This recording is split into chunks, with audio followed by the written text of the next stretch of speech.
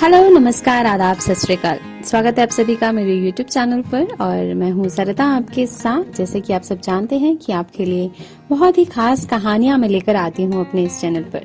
तो अगर आप भी मेरी कहानियां पसंद करते हैं और आपको ये चैनल अच्छा लगता है तो आप मेरे चैनल को सब्सक्राइब जरूर करें और बेल आइकन को भी दबाएं। तो चलिए बिना देर के शुरू करते हैं आज की कहानी।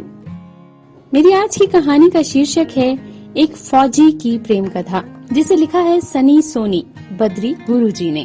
तो चलिए बिना देर के शुरू करते हैं आज की कहानी। आज प्रमोद निवास में चहल पहल है। फूलों से पूरा बंगला सजाया जा रहा है। मालिक से लेकर नौकर चाकर तक सबके सब बहुत प्रसन्न दिखाई दे रहे हैं। हो भी क्यों नहीं, आज उत्सव ही ऐसा जो था।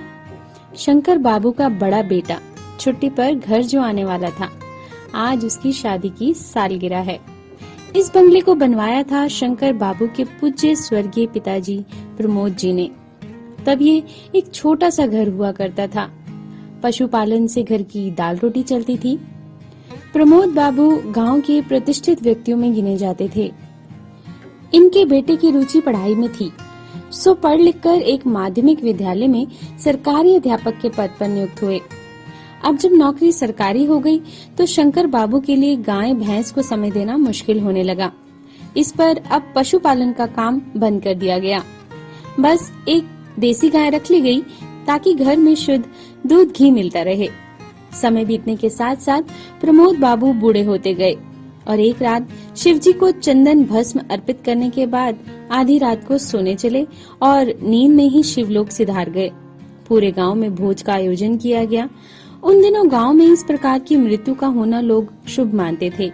शंकर बाबू की मेहनत और लगन की वजह से समय समय पर उनकी पदोन्नति होती रही और रिटायरमेंट के 10 साल पहले उन्हें इसी विद्यालय में प्रधानाध्यापक नियुक्त कर दिया गया। इन्होंने पिताजी के बनाए हुए छोटे से घर को बहुत सुंदर बंगला बना दिया और अपने पिताजी के नाम पर इस बंगले का नाम रख दिया प्रमोद निवास। शंकर बाबू अपने पिता के इकलौते बेटे थे और इन्हें में बस एक ही संतान की प्राप्ति हुई। बड़े प्रेम से पति पत्नी ने बेटे का नाम दीपक रखा। दीपक का मन पढ़ाई लिखाई में नहीं लगता था। दीपक के पिता इस बात को लेकर हमेशा परेशान रहते थे कि दीपक कहीं उनकी खानदानी इज्जत को डुबो न दे। दीपक का मन पढ़ाई लिखाई में नहीं लगता था, लेकिन खेलकूद और पहलवानी में वो हमेशा आगे रहता था। 15 साल की उम्र में ही वह कद काठी और चतुराई में किसी 25 साल के युवक को भी मात दे सकता था। दीपक का एक दोस्त था भोलू दुबे। दुबे के पिताजी नक्सलियों द्वारा मारे गए थे और पति के वियोग में उनकी मां भी अगले ही बरस चल बसी थी। अब दुबे दीपक के घर में ही रहता था। दीपक के पिताजी दुबे को अपना छोटा बेटा कहते थे और दुबे भी इस परिवार को अपना चुका था। समय बीतता गया। दीपक सेना में भर्तियां देखने लगा। रोज सुबह उठकर दौड़ लगाता था, कसरत करता था। पिताजी से हमेशा कहता था कि आपके 2 बेटे हैं पिताजी, एक मैं और एक दुबे। मैं देश के काम आऊंगा और दुबे आपका बुढ़ापे में सहारा बनेगा। पिताजी उसकी बातों को हंसकर टाल देते थे। कुछ समय बाद दुबे मेडिकल की पढ़ाई करने लगा और इधर दीपक को भारतीय सीमा सुरक्षा बल की तरफ से ज्वाइनिंग लेटर आ गया। प्रमोद निवास दुगनी खुशियों से भर गया। अच्छी बात यह थी कि बाबूजी के रिटायरमेंट से 2 साल पहले ही दोनों बच्चे अपने अपने पैरों पर खड़े हो गए थे। अब तो घर में रिश्ता जोड़ने वालों का आना जाना हर रोज होने लगा। दूर दराज के गांव से प्रतिष्ठित लोग आने लगे। भारी भरकम दहेज के लालच भी देने लगे, लेकिन शंकर बाबू दहेज के सख्त खिलाफ थे। दीपक से भी बहुत पूछा, लेकिन दीपक ने विवाह करने से मना कर दिया।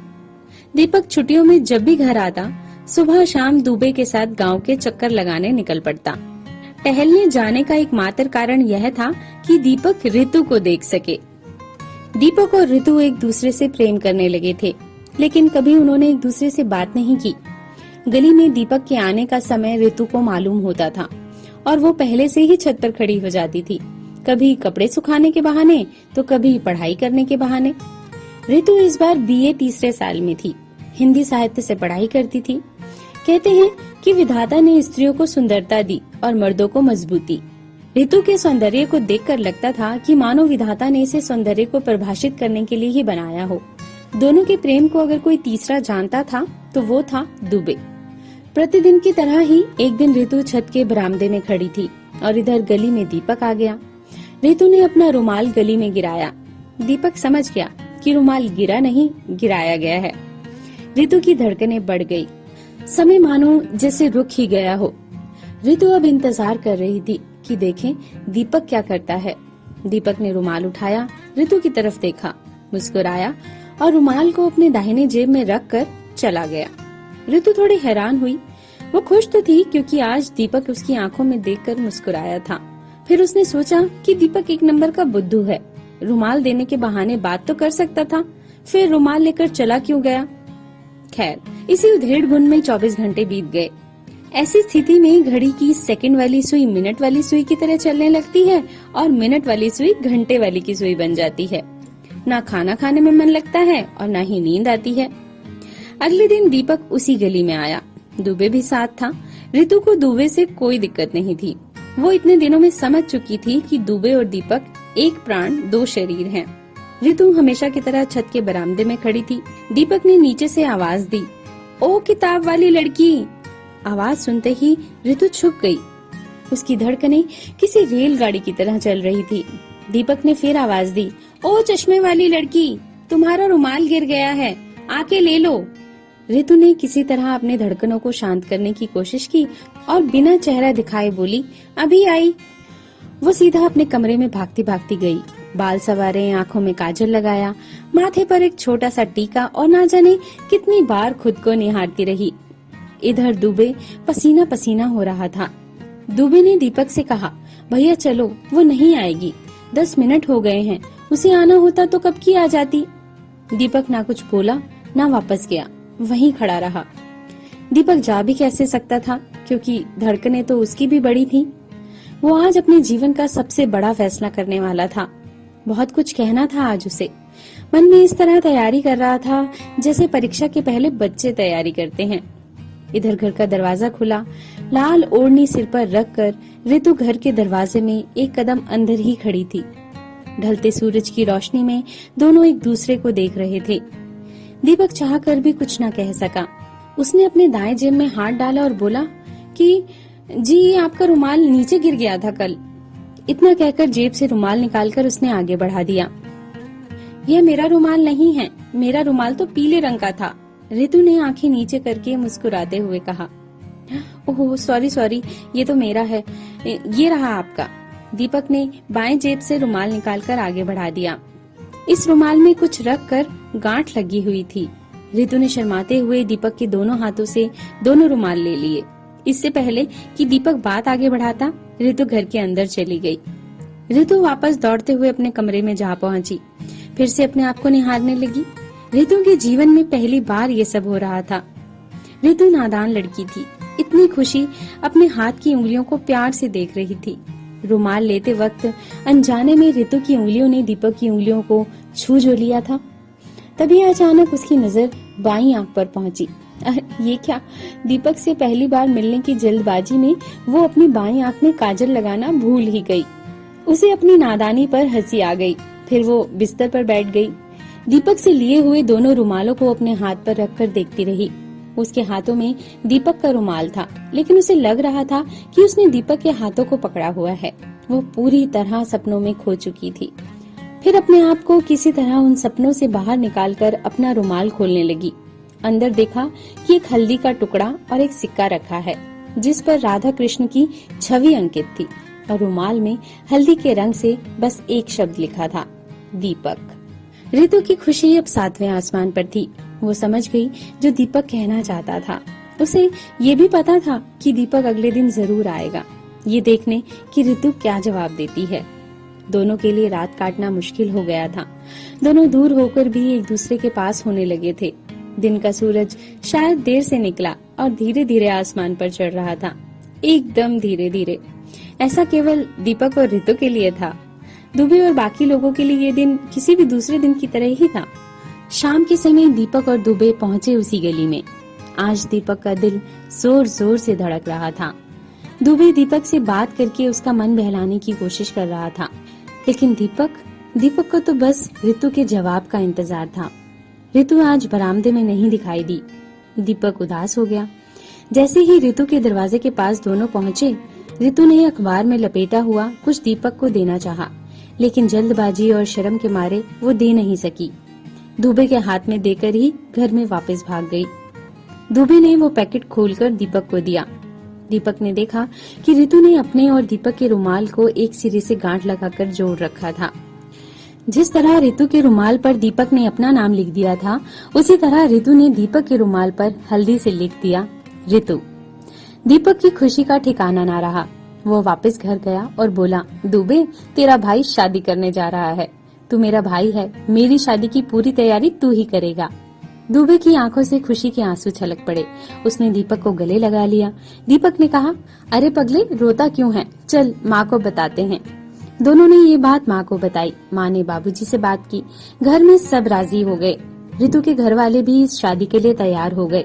एक तो खानदान अच्छा, ऊपर से लड़का भी अच्छी नौकरी में है, और तीसरा दहेज में भी कुछ नहीं देना था। ऋतु के घर शादी होने वाला खर्च भी दीपक के पिताजी ने बांट लिया।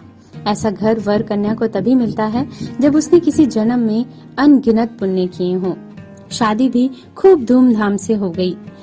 इधर शादी के दूसरे ही हफ्ते दीपक को बुलावा आ गया। दीपक वापस चल पड़ा, दुश्मनों से लोहा लेने। इधर ऋतु ने एक बहू होने का पूरा फर्ज निभाया और सास ससुर ने भी ऋतु को अपनी पलकों पर बिठाए रखा। दुबे और ऋतु अच्छे दोस्त बन गए। सब एक दूसरे का खूब ख्याल रखते थे। सबने अपना अपना फर्ज निभाया। दीपक 8 महीने बाद लौट कर आया। 2 मेडल जीत कर आया था। छुट्टी तो बस 15 दिन की ही मिल सकी। सबके लिए कुछ न कुछ लाया था। ऋतु और दीपक 8 महीनों के बाद मिल रहे थे। ड्यूटी पर अच्छे से बात भी नहीं हो पाती थी। इस बार दोनों का प्रेम और गहरा हो गया। वापस जाते समय दीपक ने ऋतु से वादा किया कि वो 1.5 महीने के बाद अपनी शादी की सालगिरह पर जरूर आएगा। दीपक जब भी ड्यूटी पर जाता, ऋतु उसे हंसकर विदा करती थी। हालांकि दीपक के जाने के बाद अकेले में वो खूब रोती थी, क्योंकि उसे पता था कि अगर वो दीपक के सामने रोएगी तो उसके आंसू दीपक को कमजोर बना देंगे। आज प्रमोद निवास में चहल पहल है। फूलों से पूरा बंगला सजाया हुआ है, क्योंकि आज शंकर बाबू का इकलौता बेटा घर जो आने वाला है, उसकी शादी की सालगिरह पर सब दीपक का इंतजार कर रहे हैं। सारा काम दुबे की देखरेख में हो रहा है। ऋतु को भी सजाया जा रहा है, और आज ऋतु ने वही साड़ी पहनी है जिसे दीपक ने ऋतु को शादी वाली रात पर दिया था। ऋतु के मन में एक अलग ही युद्ध चल रहा है। सोच रही है कि दीपक आएगा तो ये कहूंगी, वो कहूंगी, गीत सुनाऊंगी, प्यार करूंगी। फिर अचानक उसके मन में आया, नहीं, मैं उनसे बात नहीं करूंगी। 1 हफ्ता हो गया मुझसे बात किए हुए। आखिर खुद को समझते क्या है? आज मैं क्लास लूंगी उनकी, आने तो दो। 1-2 दिन पहले नहीं आ सकते थे, आज ही आएंगे, और फिर कल कहेंगे कि ऋतु अपना ख्याल रखना, मैं जा रहा हूँ। जब मुझे ही अपना ख्याल रखना था तो शादी क्यों की? इन सभी बातों के साथ वो खुद से ही लड़ रही थी। तभी बंगले के बाहर फौजियों की जीप और बस आई। लगभग 15 या 20 गाड़ियां रही होंगी। दुबे खुशी से दीपक दीपक चिल्लाता हुआ गेट की तरफ भागा। उसके पीछे सारे लोग खुशी के मारे घर के गेट पर आ गए। ऋतु ने खिड़की के पर्दे में छिपकर दीपक को देखना चाहा, मगर यह क्या, सारी खुशियां पलक झपकने से पहले ही दुख में बदल गई। कुछ फौजी गाड़ी में से एक बॉक्स लेकर बाहर आए। बाकी सब अपने आंसू छिपाकर सावधान की मुद्रा में खड़े थे। पूरा घर रोने बिलखने की आवाज से भर गया। हाय रे किस्मत, अभी तो इसने जवानी के दिन भी नहीं जिए थे। अभी तो इसके प्रेम के पौधे में फूल उगने बाकी थे। सब पलक झपकते ही खत्म हो गया। अभी अभी तो ऋतु के हाथों की मेहंदी का रंग ही चढ़ा था। अभी तो इसने प्रेम का मतलब जानना शुरू ही किया था, और ये क्या, सब खत्म हो गया। अगर सारी खुशियां वापस ही लेनी थी तो विधाता ने दी ही क्यों? ऋतु की आंख से आंसू बह रहे थे, लेकिन सिसकियां नहीं। वो किसी पत्थर की मूर्त के समान कुर्सी पर बैठ गई, और न जाने क्या चल रहा था उस बेचारी के मन में। जवान ने बताया कि दीपक साहब जितने बहादुर सैनिक थे, उतने अच्छे दोस्त भी थे। उन्होंने कहा कि दीपक साहब ने कई आतंकवादी पोस्ट अकेले उड़ाए और भारत माँ की गोद में सो गए। कहते कहते उस जवान की आंखों से अश्रुधारा बह निकली। फौजी हमारे बीच के ही होते हैं, उनके पास भी वही दिल होता है जो हमारे आपके पास होता है। उसने बताया कितना कठिन होता है जब आप उस आदमी को मरते हुए देखते हो, उसकी बेजान लाश को कंधे पर उठाकर लाते हो, जिसके साथ आप सारा दिन हंसते खेलते हो, जिसकी थाली में साथ खाना खाते हो। जवान ने अपने आंसू पोंछते हुए कहा, यहाँ भोलू दुबे कौन है? भोलू बिना कुछ बोले एक कदम आगे बढ़ गया। जवान ने दुबे को एक पत्र दिया। भोलू ने वो पत्र खोला। उसमें लिखा था, दुबे, तुम इस पत्र को पढ़कर सबको सुनाओगे। माँ बाबूजी से क्षमा मांगता हूँ कि उनका बड़ा बेटा उनके लिए कुछ नहीं कर सका, तो क्या हुआ, छोटा बेटा तो है ना। मुझे खुद से ज्यादा तुझ पर भरोसा है दुबे। मेरे जमा किए पैसों से तुम अपना क्लिनिक खोलना और माँ बाबूजी की सेवा करना। और ऋतु, मुझे माफ करना, मैं तुम्हें ज्यादा वक्त नहीं दे सका। इस जन्म को देश के नाम कर दिया, अगला जन्म लेकर आऊंगा सिर्फ तुम सबके लिए। तुम सबने अपना पूरा पूरा फर्ज निभाया, बस मैं ही बाकी रह गया। दुबे, तेरे लिए मैंने बुलेट बाइक एजेंसी में बुक की थी और ऋतु के लिए लैपटॉप खरीदा था। सोचा था कि घर आकर सरप्राइज दूंगा। ये वर्दी वाला शेर तुम लोगों तक मेरे सारे गिफ्ट पहुंचा देगा। और हाँ सुन, मैं फौजी हूँ, बंदूक चलाना जानता हूँ, कलम नहीं।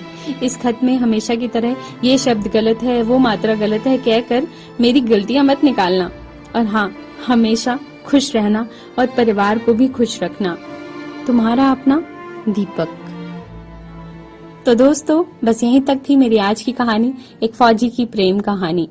दोस्तों, एक फौजी का जीवन क्या होता है ये आप सब बखूबी जानते हैं, मुझे शब्दों में बयां करने की जरूरत नहीं है। तो मेरी आज की कहानी आपको कैसी लगी मुझे कमेंट बॉक्स में कमेंट करके जरूर बताएं। और अगर आपको ये कहानी अच्छी लगी हो तो मेरे चैनल को सब्सक्राइब भी जरूर करें और बेल आइकन को जरूर दबाएं। अगली कहानी लेकर फिर से आऊंगी, तब तक के लिए अपना ख्याल रखिएगा। बाय।